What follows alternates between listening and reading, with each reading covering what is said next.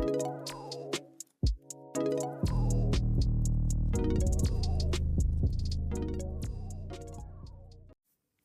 everyone, and welcome to the second episode of WK's Positivity Podcast. Yay! I'm Naz, and I'm here with... I'm Petal. And we're super excited this week because it is... Women's Week! Woo! So, in light of Women's Week, this week we're going to be discussing how you can be a girl's girl no matter what you identify as. So, Naz, what does being a girl's girl mean to you?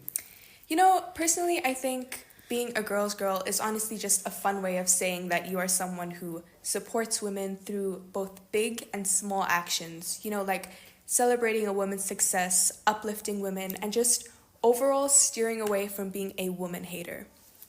Yeah, definitely. For me, being a girl's girl means being a kind person, specifically to the women around you. And this, like you said, could be in big actions, small actions. It could be giving a compliment to someone, or maybe like YWAC funding an entire women's empowerment group. But it's mostly just about supporting women and all that they do.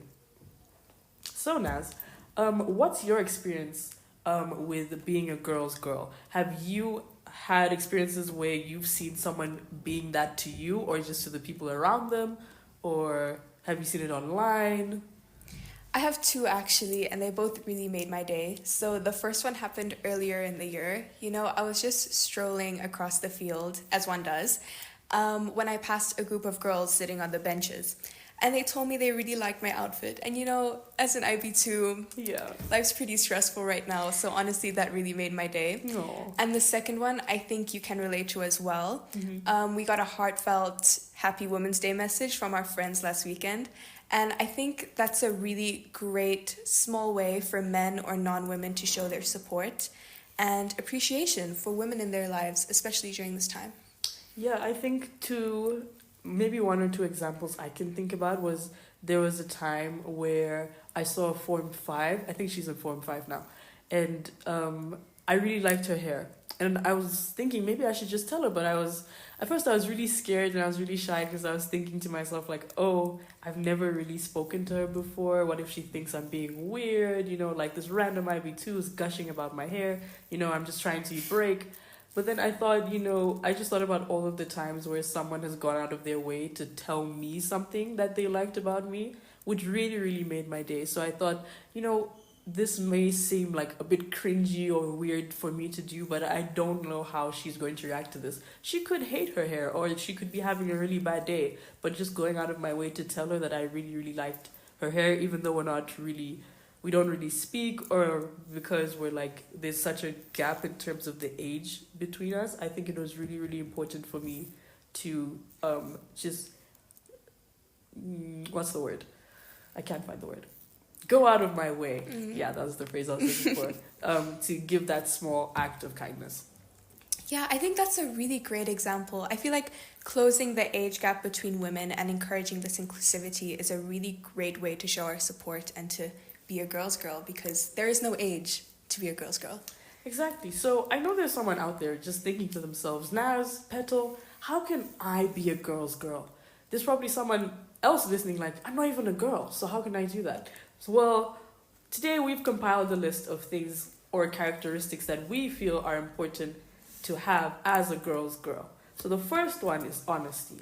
I think that a girl's girl is honest in all sense of the words. So I think it's really common, which is really upsetting, it's really common for us as women to give compliments that we don't really mean, and it can really make you feel self-conscious and insecure about whatever they pointed out. For example, I think we've all watched Mean Girls, where Regina tells a girl she loves her skirt and then does a complete 180 and tells Katie that it's the ugliest skirt that she's ever seen.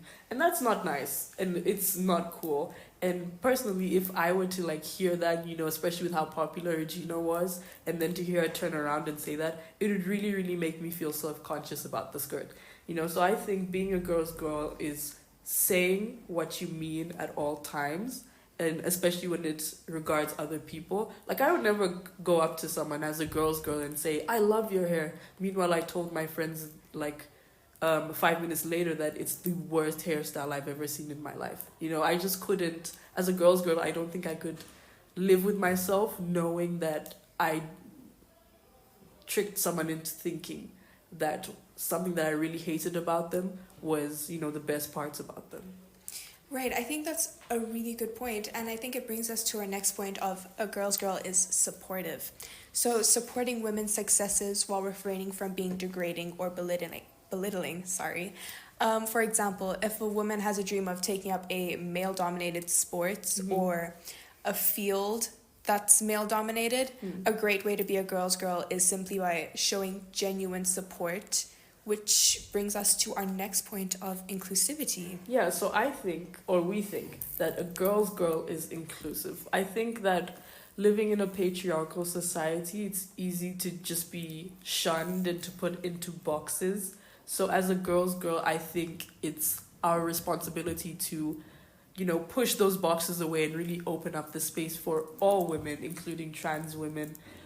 So for example, I was thinking about the Algerian boxer last year at the Paris Olympics who beat the Italian woman, and I think it was in record-breaking time. I think she knocked her out. Yeah. But the first instinct or the first comment that I would always hear when I brought it up in a conversation was, there's no way she's a woman. Surely she's a man. You know, we should be doing sort of so many tests to make sure that she wasn't cheating. And it really reminded me of how everyone treated Caster Semenya when she was breaking all of these records as a short distance runner.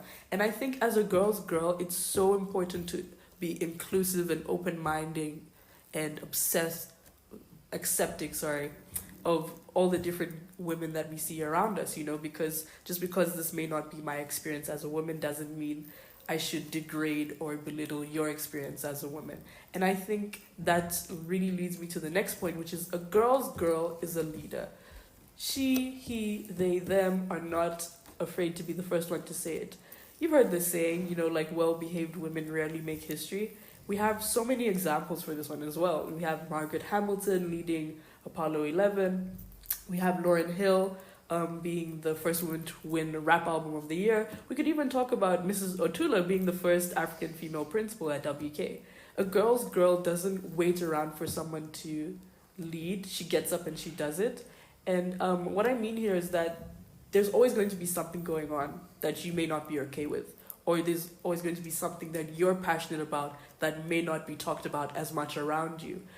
So instead of waiting for it to be voiced, you could be the voice that makes it happen.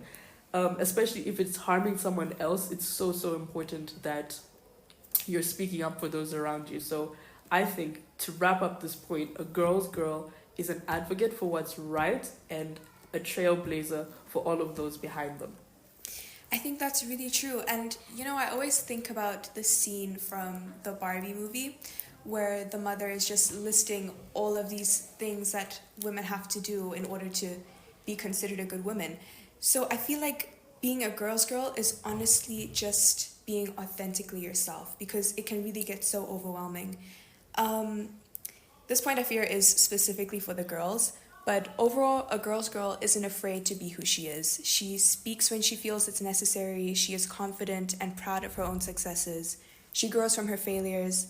She is caring and considerate of the women around her because she understands how hard it is to actually be a woman. And I feel like that's a great way to wrap up. Yeah, exactly. And that brings us to the end of our episode. If you love this episode, you can catch us on Spotify and YouTube, where you can just find us under the name WK Positivity Podcast. And what else do we want them to know, Naz? Our next episode will be out next week, so keep an eye out for that. And yeah, thank you.